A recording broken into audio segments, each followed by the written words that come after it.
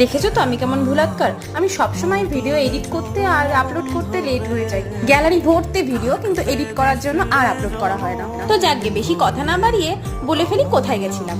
তো আমার first tuition পড়ানোর হাতে করি হয়েছিল এই দেবপায়নকে নিয়ে। তো ওদের বাড়িতেই মা কালীর পুজোতে আমরা গেছিলাম সবাই মিলে। সত্যি দেখো, একেই বলে ভালোবাসা। বিয়ে হয়ে গেছে আজ আমার 6টা বছর হয়ে গেল, তবু প্রত্যেক বছর মনে করে আমাকে নিমন্ত্রণ করে। তো যাই হোক, আমরা সবার সাথে দেখা করে একটু আমপোড়া শরবত খেয়ে ওপরে চলে এলাম এই যে খাওয়ার টেবিলের কাছে, আর বসেও পড়েছি খেতে। মায়ের পুজোটা দেখাতে পারলাম না, কারণ অনেক রাতে হয়েছিল মায়ের পুজো, আর অতক্ষণ থাকতে পারিনি। তো তারপর দেখো আমাদের প্লেট এসে গেছে আর টিস্যু দিয়ে দিয়েছে। তারপরে এসে গেল এই যে জলের বোতল একটা করে।